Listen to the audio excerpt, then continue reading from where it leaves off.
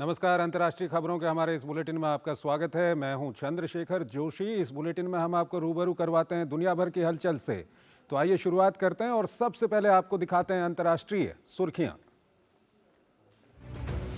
प्रधानमंत्री नरेंद्र मोदी ने श्रीलंका और मॉरिशस के राष्ट्राध्यक्षों के साथ दोनों देशों में की यूपीआई सर्विस की शुरुआत। मॉरिशस में रुपे कार्ड सेवाएं भी की लॉन्च। पहल को बताया ग्लोबल साउथ की सफलता का प्रतीक। कहा भारत की रही है पड़ोस प्रथम नीति।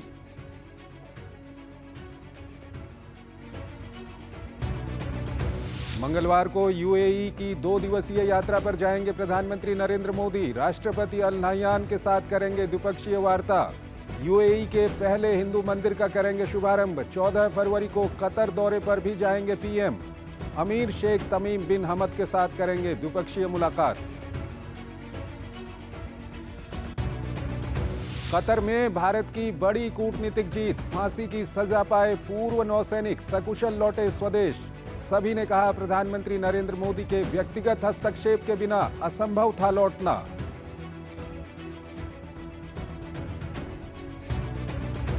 पाकिस्तान में चुनाव नतीजों के बाद सरकार बनाने के लिए जोड़ तोड़ की कोशिशें शुरू। नवाज शरीफ की पीएमएल-एन और बिलावल भुट्टो की पीपीपी के बीच सरकार बनाने पर बातचीत। पीटीआई समर्थित निर्दलीय उम्मीदवारों को भी सरकार बनाने का भरोसा।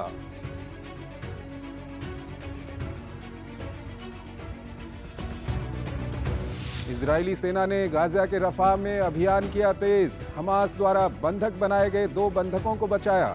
ब्रिटिश विदेश मंत्री डेविड कैमरून ने हमलों को लेकर इजराइल को किया आगाह। विश्व स्वास्थ्य संगठन प्रमुख ने गाजा में इजराइल और हमास के बीच संघर्ष विराम का किया आह्वान।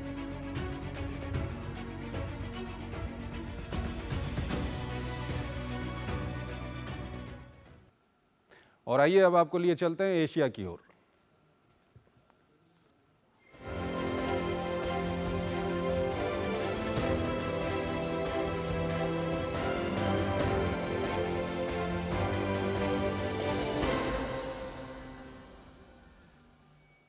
भारत के प्रधानमंत्री नरेंद्र मोदी ने आज श्रीलंका के राष्ट्रपति रानिल विक्रमसिंघे और मॉरिशस के प्रधानमंत्री प्रविंद जुगनाथ के साथ संयुक्त रूप से श्रीलंका और मॉरिशस में यूनिफाइड पेमेंट इंटरफेस यानी कि यूपीआई सेवाओं के शुभारंभ का उद्घाटन किया।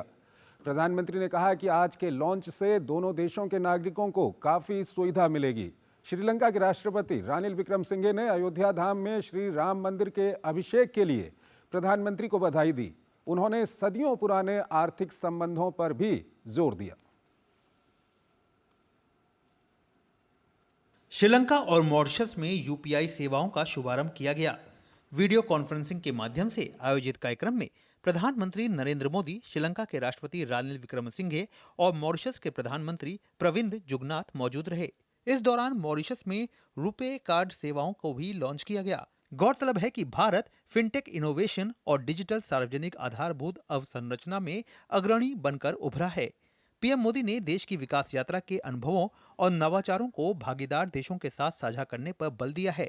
श्रीलंका और मॉरिशस के साथ भारत के सुदृढ़ सांस्कृतिक और आपसी संबंधों को देखते हुए यूपीआई सेवाओं का शुभारंभ तीव्र और निर्बाध गति से डिजिटल लेन देन को संभव बनाएगा। इससे दोनों देशों के लोगों को फायदा होगा। आज हम आधुनिक डिजिटल रूप से जोड़ रहे हैं। ये हमारे लोगों के विकास के लिए हमारे कमिटमेंट का प्रमाण है।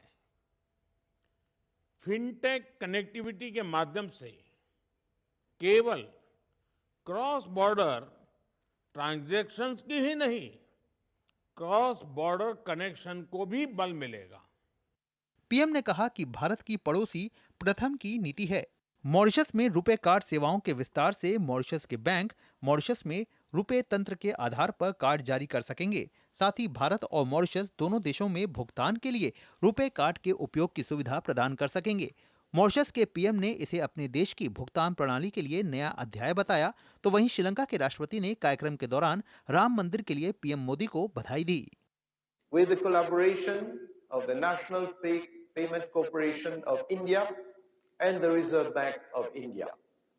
And this marks a new chapter in the history of payments in Mauritius. It's an important occasion for us. for you, Prime Minister Modi, is a second important occasion because I must congratulate you for the opening of the Ram Mandir just a few weeks ago. This shows our connections both economically and culturally. PM ने विश्वास व्यक्त किया कि श्रीलंका और Mauritius के UPI प्रणाली से जुड़ने से दोनों देशों को लाभ मिलेगा। उन्होंने एशिया में नेपाल, भूटान, सिंगापुर और गल्फ में यूएई के बाद अब मॉरिशस से रुपे कार्ड की अफ्रीका में शुरुआत होने पर खुशी व्यक्त की।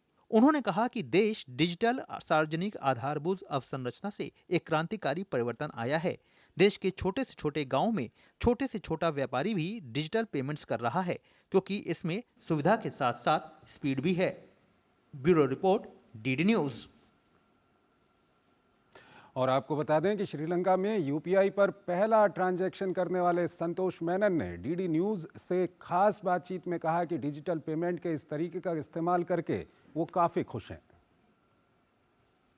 We have a digital technology like this, which is a UPI system, which actually means that an Indian national who now wants to visit Sri Lanka can access funds from India and instantly pay merchants in Sri Lanka. It's quite revolutionary.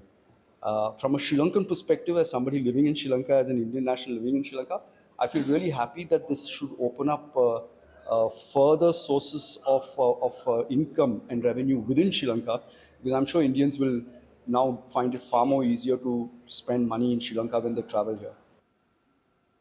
Sri Lanka India society के अध्यक्ष किशोर रेड्डी ने कहा कि इससे श्रीलंका में आर्थिक गतिविधियों को बढ़ावा मिलेगा। An advantage in terms of using this particular platform would not only save money in the transactional fees on credit cards and other things, but also give a little more spending power to the tourists who come here, and of course the convenience of not carrying cash. So there are much more benefits in terms of connectivity of people to people that would also happen with the increase of trade and transactions. So this is something that would benefit Sri Lanka immensely. अगली खबर की ओर चलते हैं। भारत के प्रधानमंत्री नरेंद्र मोदी कल से संयुक्त अरब अमीरात की 2 दिवसीय यात्रा पर रवाना होंगे, जिसके बाद पीएम मोदी कतर की यात्रा भी करेंगे। पीएम मोदी दुबई में राष्ट्रपति शेख मोहम्मद बिन जायद अल नहयान के साथ द्विपक्षीय मुलाकात करेंगे, तो विश्व सरकार शिखर सम्मेलन 2024 में भी शिरकत करेंगे। पीएम मोदी दुबई में पहले हिंदू मंदिर का शुभारंभ भी करेंगे। पीएम की कतर यात्रा भी रणनीतिक और कूटनीतिक रूप से बेहद खास मानी जा रही है। प्रधानमंत्री नरेंद्र मोदी मंगलवार को यूएई यानी संयुक्त अरब अमीरात की 2 दिवसीय यात्रा पर रवाना होंगे। पीएम मोदी का यूएई का ये 7वां दौरा होगा। प्रधानमंत्री नरेंद्र मोदी राष्ट्रपति शेख मोहम्मद बिन जायद अल नहयान के साथ द्विपक्षीय मुलाकात करेंगे। इस दौरान दोनों नेताओं के बीच अपनी रणनीतिक दोस्ती को मजबूत करने के साथ साथ एक दूसरे के हित से जुड़े स्थानीय और अंतर्राष्ट्रीय मुद्दों पर बातचीत होगी। पिछले 8 महीने के दौरान दोनों नेताओं के बीच ये 5वीं मुलाकात होगी। पीएम मोदी विश्व सरकार शिखर सम्मेलन 2024 में भी शिरकत करेंगे। प्रधानमंत्री सम्मेलन को संबोधित भी करेंगे। On 13th, soon after his arrival, Prime Minister's engagement would include meeting with His Highness Sheikh Mohammed bin Zayed Al Nahyan, the President of the UAE.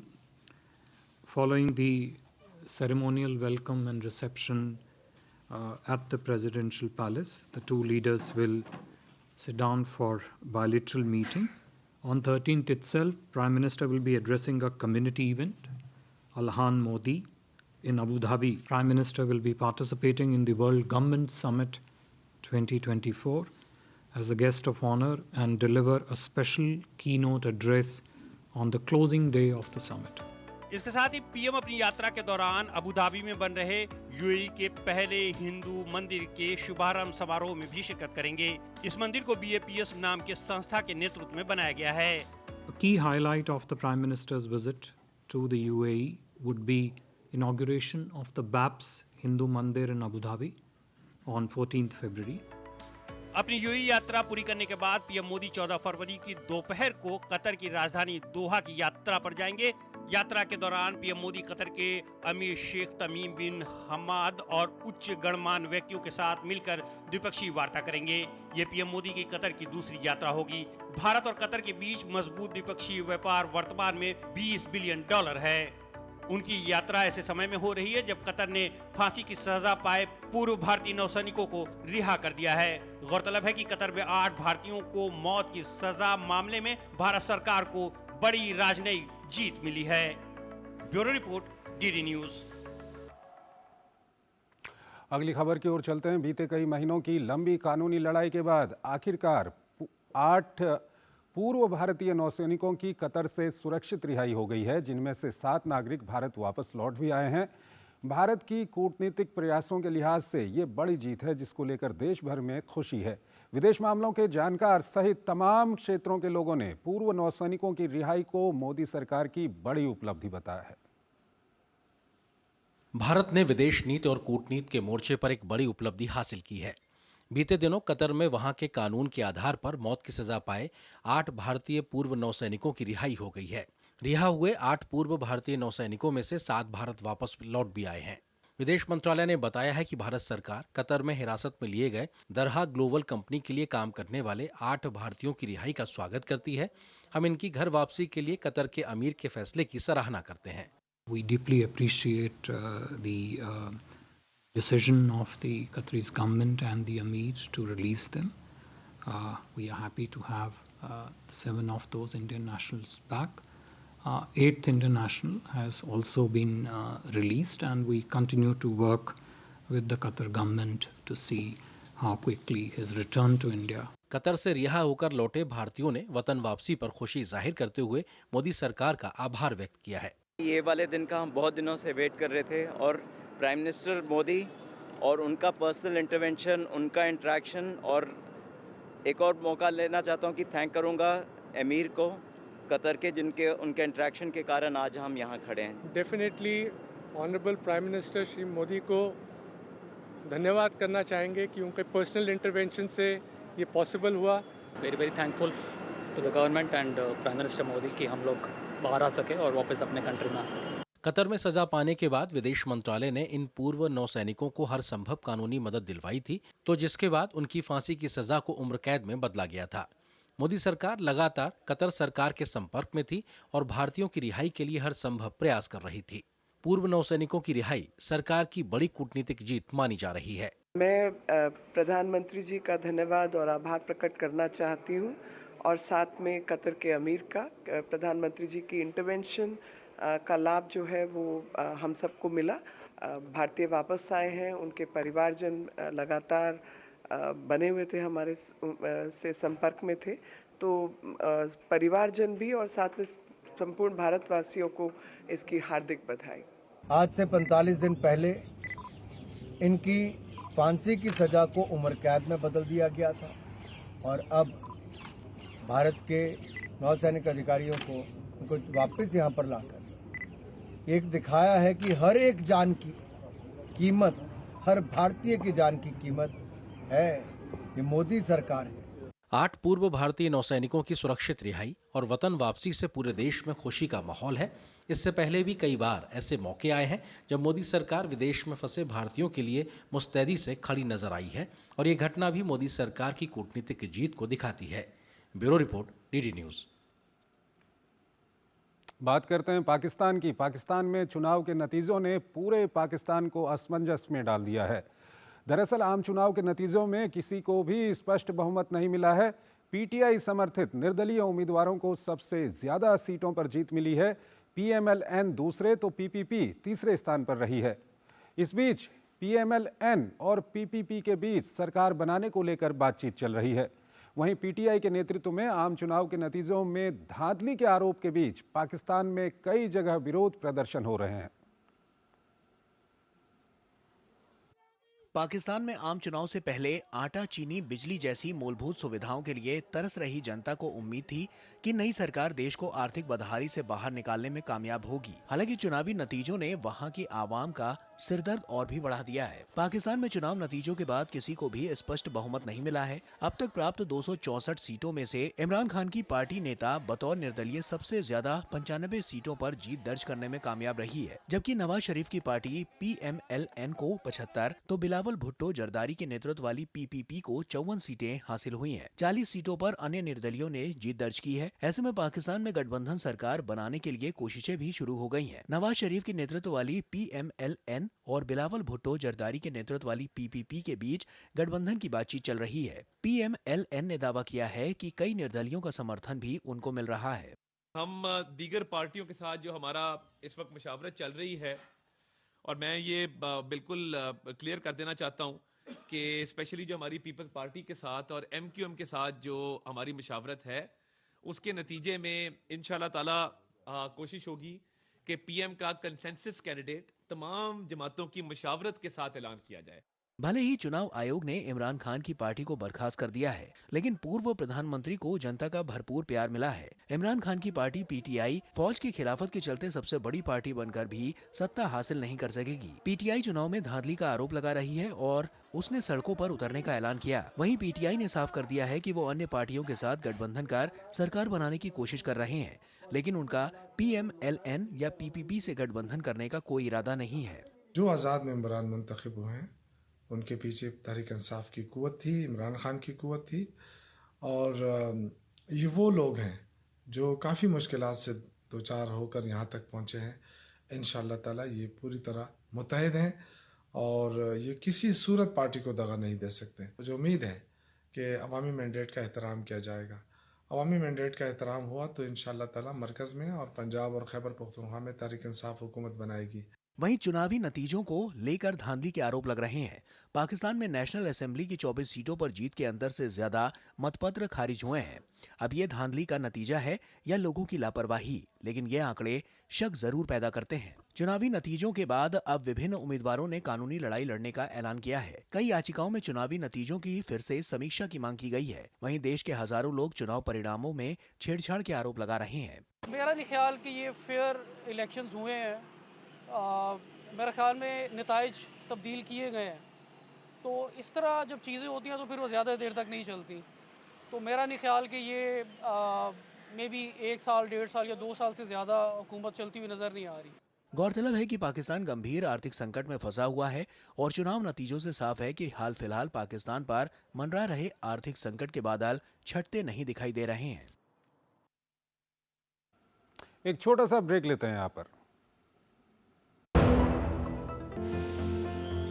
साल बरस और सदी नहीं, एक युग गुजर जाएगा। उम्र न पूछो वंडर की, जब फर्क नजर आएगा। वंडर सीमेंट, फर्क नजर आएगा। क्या लड्डू हम यहाँ बैठे बैठे पैसे बना सकते हैं?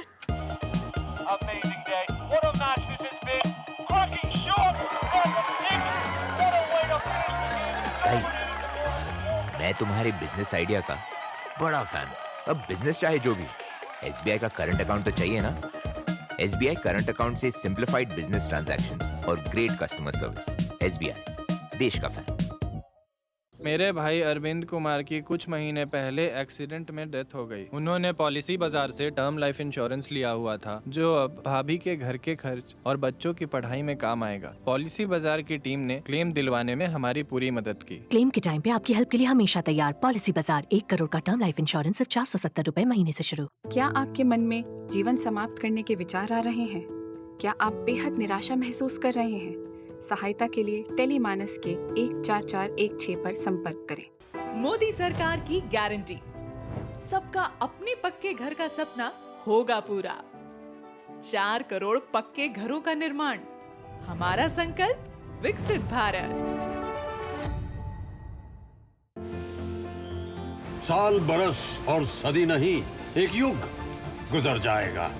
उम्र न पूछो वंडर की, जब फर्क नजर आएगा। वंडर सीमेंट, फर्क नजर आएगा। स्वागत है आपका ब्रेक के बाद। इजराइल और हमास के बीच जारी संघर्ष को 4 महीने से ऊपर हो गया है। दोनों ओर से संघर्ष थमने का नाम नहीं ले रहा है। इस बीच इजरायली सेना ने गाजा के रफाह में ऑपरेशन शुरू कर दिया है। वहीं इजराइल ने हमास द्वारा बंधक बनाए गए 2 लोगों को मुक्त भी कराया है। मुक्त हुए बंधकों के परिजनों ने इजरायली सेना का आभार जताया है। इजरायली लोगों ने दोनों बंधकों की रिहाई का स्वागत किया है। इजराइल और हमास के बीच जारी संघर्ष को 4 महीने से ऊपर हो गए हैं, पर दोनों ओर से संघर्ष थमने का नाम नहीं ले रहा। इस बीच इजरायली सेना ने गाजा के रफाह में ऑपरेशन शुरू कर दिया है।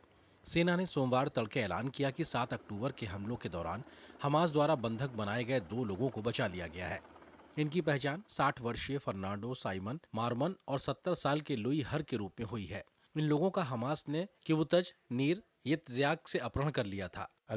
हम लुई और फर्नांडो को घर वापस लेकर आ गए हैं। आईडीएफ, शीन बेट और पुलिस स्वाट टीम के संयुक्त बचाव अभियान में हमने लुई और फर्नांडो को बचाया, जिनका 7 अक्टूबर को हमास द्वारा यित्ज़्याक से अपहरण कर लिया गया था। इस बीच रफाह से मुक्त कराए गए दोनों बंधक अस्पताल में अपने रिश्तेदारों और प्रियजनों से मिले। इस मौके पर दोनों के परिजन काफी खुश दिखे और उन्होंने इस प्रयास के लिए इजरायली सेना का आभार जताया। वहीं इजरायली लोगों ने 2 बंधकों की रिहाई का स्वागत किया और आशा जताई है कि सेना जल्द ही आतंकी गुट हमास के कब्जे से सभी बंधकों को रिहा करा लेगी। जब हमने उन्हें देखा तो हमारा दिल जोरों से धड़क रहा था और आंखों से ढेर सारे आंसू बह रहे थे। वो लगभग 4 महीने से भी अधिक समय से हमारे बिना रह रहे थे। वो शारीरिक रूप से ठीक हैं, पर मानसिक रूप से सामान्य होने में अभी उन्हें थोड़ा वक्त लगेगा। दूसरी तरफ इजरायली सेना ने गाजा में हमास के विभिन्न ठिकानों पर हमले का दावा किया है। इस दौरान कई आतंकवादियों को मारे जाने के साथ साथ उसके बुनियादी ढांचे को भी नुकसान पहुंचाने की बात कही गई है। वहीं इजराइल ने संयुक्त राष्ट्र की राहत एजेंसियों से गाजा में संघर्षग्रस्त क्षेत्रों से नागरिकों को निकालने के अपने प्रयासों में मदद करने के लिए कहा है। हम गाजा के संघर्ष वाले क्षेत्रों में संयुक्त राष्ट्र एजेंसियों से सहयोग करने का आग्रह करते हैं।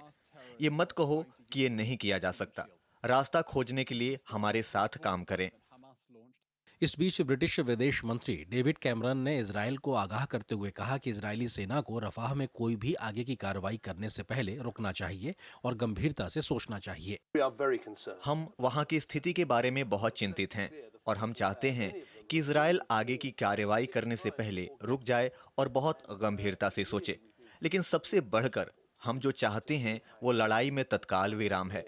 हम यही चाहते हैं कि संघर्ष विराम जल्दी हो, जिससे लाखों लोगों को राहत मिल पाए। उधर नीदरलैंड्स के प्रधानमंत्री मार्क रट सोमवार को यरूशलेम पहुंचे, जहां उन्होंने अपने इजरायली समकक्ष बेंजामिन नेतन्याहू से मुलाकात की। गौरतलब है कि एक कोर्ट ने सोमवार को सरकार को आदेश दिया है कि गाजा में हमले के दौरान अंतर्राष्ट्रीय कानून के उल्लंघन के कारण वह इजराइल को F-35 लड़ाकू विमानों के सभी प्रकार के निर्यात को रोक दे। दूसरी तरफ गाजा में भोजन, पानी, दवा और बुनियादी जरूरतों को तरसते लोग अपनी जान बचाने के लिए यहाँ वहाँ जगह जगह आसरा बदलने पर मजबूर है। मानवीय सहायता की राह ताकते ये लोग फिर से हालात सामान्य होने की कामना कर रहे हैं। उधर विश्व स्वास्थ्य संगठन के प्रमुख ने गाजा में इजराइल और हमास के बीच संघर्ष विराम का आह्वान किया है। WHO मानवीय कर्मियों और आपूर्ति के लिए सुरक्षित पहुंच का आह्वान करता रहा है। हम हमास द्वारा बंधक बनाए गए बंधकों को रिहा करने का आह्वान करते रहे हैं और हम संघर्ष विराम का आह्वान करते रहे हैं। इसके अलावा यमन के ईरान समर्थित हूती अमेरिकी और ब्रिटेन के हमलों के बाद भी बाज नहीं आ रहे हैं। इस बीच हूती समूह ने लाल सागर में एक मालवाहक जहाज को निशाना बनाए जाने का दावा किया है। हूती ने जहाज की पहचान स्टार आइरिस के रूप में की है। एक छोटा सा ब्रेक। साल, बरस और सदी नहीं, एक युग गुजर जाएगा। उम्र न पूछो वंडर की, जब फर्क नजर आएगा। वंडर सीमेंट, फर्क नजर आएगा।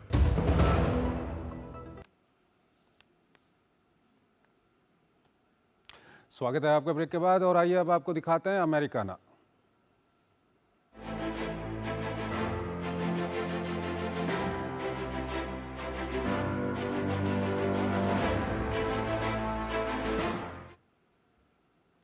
अमेरिकी राष्ट्रपति चुनाव के प्रबल दावेदार माने जा रहे पूर्व राष्ट्रपति डोनाल्ड ट्रंप ने एक ऐसा बयान दिया है जिससे रूस के साथ उलझ रहे नाटो देशों में खलबली मच गई है। उन्होंने कहा है कि अगर वो इस साल सत्ता में लौटते हैं तो नाटो संगठन में पैसे नहीं देने वाले नाटो देशों के खिलाफ हमले में रूस का साथ देंगे। ट्रंप ने साथ ही कहा कि अगर आप सदस्य के नाते नाटो को पैसे नहीं दे रहे हैं तो आप बड़े अपराधी हैं।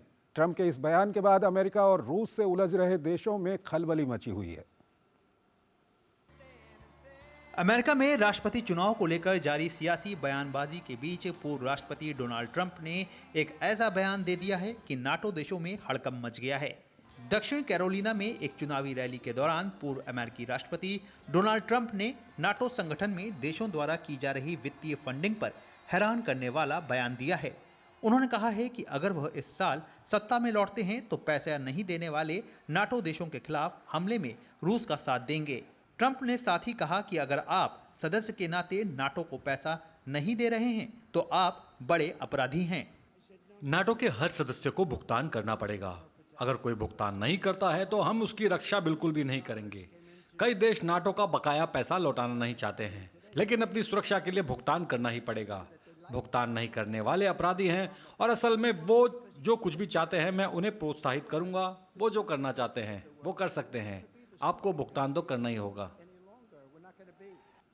इस बीच ट्रंप के बयान को व्हाइट हाउस ने असंयमित करार दिया है। व्हाइट हाउस ने बयान में कहा है कि राष्ट्रपति बाइडेन ने हमारे गठबंधनों को बहाल किया है और हमें दुनिया में मजबूत बनाया है। हमारे लिए नाटो सबसे महत्वपूर्ण है और यह हमारे निकटतम सहयोगियों को किसी भी हमले से बचाने के लिए काफी है। यह साथियों की सुरक्षा के साथ साथ वैश्विक स्थिरता के लिए भी जरूरी है। वहीं नाटो के प्रमुख जेंस स्टोलनबर्ग ने इस मामले में डोनाल्ड ट्रंप का नाम लिए बगैर बयान जारी किया और कहा कि इस तरह के किसी भी सुझाव से न सिर्फ अमेरिका बल्कि यूरोप के देशों के लिए भी सुरक्षा का संकट खड़ा हो जाएगा। सहयोगी देशों की विश्वसनीयता को कम करने का मतलब पूरे नाटो को कमजोर करना है। उधर रिपब्लिकन राष्ट्रपति पद की उम्मीदवार निकी हेली ने ट्रंप के बयान की कड़ी आलोचना की। निकी हेली ने इस दौरान कहा कि ट्रंप ने सबसे गैर जिम्मेदाराना बयान दिया है और वो नाटो देशों पर रूस को हमले के लिए भड़काने का काम कर रहे हैं। ट्रंप ने सबसे गैर जिम्मेदाराना बात कही है। उन्होंने कहा कि नाटो में कोई भी देश जो अपना उचित हिस्सा नहीं देता है उस पर रूस के हमले को वो प्रोत्साहित करेंगे। यह निंदनीय है। पिछले 75 वर्षों में नाटो का सबसे सफल संगठन होने का कारण यह है कि रूस ने कभी नाटो देश पर आक्रमण नहीं किया। वे जानते हैं कि हम एक साथ एकजुट हैं। दूसरी तरफ यूरोपीय संघ के विदेश नीति प्रमुख जोसेफ बोरेल ने डोनाल्ड ट्रंप के बयान को राजनीति से प्रेरित करार दिया। उन्होंने कहा कि नाटो अमेरिकी राष्ट्रपति की इच्छा पर निर्भर एक ला कार्टे सैन्य गठबंधन नहीं हो सकता है। इस अमेरिकी चुनाव अभियान के दौरान हमें कई चीजें देखने और सुनने को मिलेंगी। नाटो एक लाख काटे सैन्य गठबंधन नहीं हो सकता है। मैं अमेरिका में इस चुनावी अभियान के दौरान आने वाले किसी भी मूर्खतापूर्ण विचार पर टिप्पणी करने में अपना समय बर्बाद नहीं करूंगा। गौरतलब है कि ट्रंप हमेशा से ही नाटो के बड़े आलोचक रहे हैं। नाटो के चार्टर के मुताबिक इसमें शामिल सभी 31 देशों को अपनी कुल जीडीपी का 2% नाटो को देना होता है, लेकिन नाटो के अनुमान के मुताबिक ऐसा केवल 11 देश ही कर रहे हैं। अमेरिका और जर्मनी नाटो के मिलिट्री बजट में सबसे अधिक योगदान देते हैं। संगठन के कुल फंड का 30% से भी अधिक पैसा अमेरिका और जर्मनी के ही खाते से आता है। इसके बाद UK, France, Italy, Canada, Spain, तुर्की, नीदरलैंड्स, पोलैंड, बेल्जियम का योगदान रहा है। इन 11 देशों के अलावा बाकी 20 सदस्य देशों का योगदान 2% से नीचे रहा है। तो अंतर्राष्ट्रीय खबरों के हमारे इस बुलेटिन में आज इतना ही। आप हमारी पूरी टीम को इजाजत दीजिए। नमस्कार।